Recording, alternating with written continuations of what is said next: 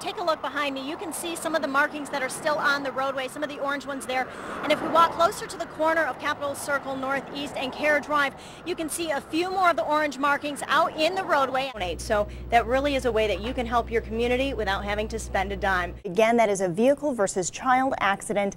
It is near Natural Bridge Road and Woodville Highway. Police say they are close to making an arrest and a shooting death at a local store. Both the House and Senate held committee meetings today about how Florida will participate in the Affordable Care Act.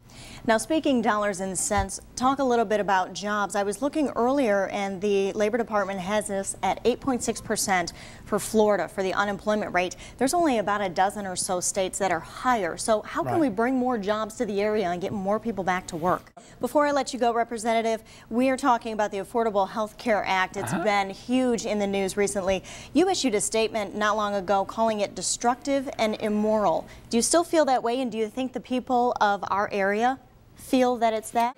Well, I think a great way to make learning fun would be to get outside when you can, especially on a day like today, right? Field trip, anyone? Leave it to Amy Oh, Poehler and Tina Fey, right? How do you follow the president, huh? I don't know, but they are hilarious every time they get together. The Golden Globes are the first award show of the season, so lots more of the Oscars will be handed out next month. Children still in diapers are often able to maneuver their way through the internet with relative ease, but their ignorance about the dangers lurking a mouse click away make it much more important for adults everywhere to keep a watchful eye to maintain their cyber security. In his dimly lit office, Chad Hoffman browses the chat rooms, but he's not looking for love. He's on the hunt for child predators. So this is a good example. It says he's 28. Next line, I tell him how old I am and where I'm at. And then 3 or 4 lines down, he asked me for pics. So this guy might be a candidate at some point in time. Hoffman is one of 48 Florida Department of Law Enforcement agents around the state who works in Internet Crimes Against Children, or ICAC. This national unit was started with 10 task forces back in 1998. Now there are 61, all of them federally funded. Each day, these grown men log into their computers and take on the persona of a teenage girl. It's not a job for everybody. It's a job for those that are interested in the area and enjoy what they do. These guys have seen a lot in their careers, and so psychologically they have prepared themselves. We're kids, they're innocents. We don't want that to be, harmed. And that is why they spend copious hours surfing the web, chatting with would-be predators. Sometimes, we'll take over the child's identity online, and we'll work it from there. That way we're kind of stopping a real live child from being harmed or exploited. Once an ICAC team has enough evidence, they set up a sting and lure the perps in. It's a long process, but their diligence shows, with arrests in Florida in 2011 more than tripling that of the year before. After their arrest, some of the suspects are tried in the state system, while others have their case tried in federal court. When they bring us cases, the state attorney looks at them, we look at them, and together we decide which ones should be prosecuted federally versus by the state attorney's offices. Either way, Marsh says those convicted could spend 10 to 40 years behind bars.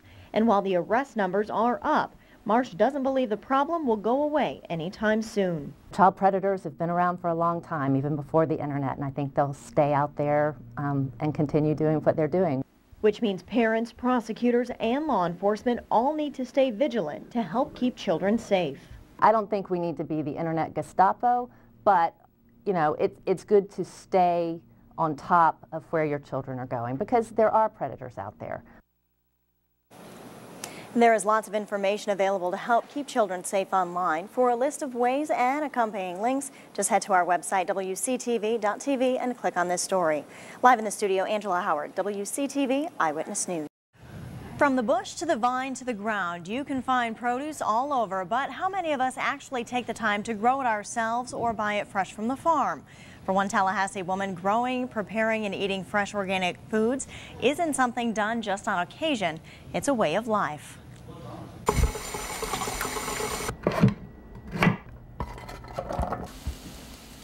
It's not uncommon for someone to wash, chop, and cook carrots at home, but growing them too is a whole other story. While most people visit the produce section of the grocery store for their fruits and veggies, Stephanie Brandt Corneas grows them herself. pull some of these carrots and see if they're ready. In her backyard garden, this wife and working mom fosters everything from tomatoes and peppers to parsley and basil. Anything she can't grow herself is purchased from local farms, at the weekly farmers market, or from local co-ops that carry natural organic products. Food is very important to me, and I think that the quality of food that we eat and what we put into our bodies directly correlate to our health level. So Stephanie makes the time to visit the market and select her items from organic growers like Turkey Hill Farm, or drive out to Assisa to pick her own berries at Blueberry Springs. And she makes as much as she can from scratch, including jams, smoothies, soups, and stocks, and stores them in the freezer. Is there anything that just really grosses you out? Using the heads and the chicken feet for the chicken stock. And as you may have guessed, she gets her poultry and her red meat from local farms too. It's not the norm right now. What I'm doing was normal 50 years ago, and that's kind of what I like to think of. What I'm doing in my kitchen is what my great-grandmother did. Some of her natural ways save Stephanie and her family money, like buying a quarter cow through the butcher. But overall, fresh organic foods do cost more. The milk that I buy, it's full double. It's you know, 100% more expensive. And preparing them takes time too. It's definitely more time than throwing in a frozen pizza, that's for sure. Now, Stephanie says it's not for everybody. Eating real, fresh food is a lot of work every day, something even she veers from now and then. She says she lives by the 80-20 rule, allowing herself leeway to relax and enjoy a cookie and a glass of wine or two.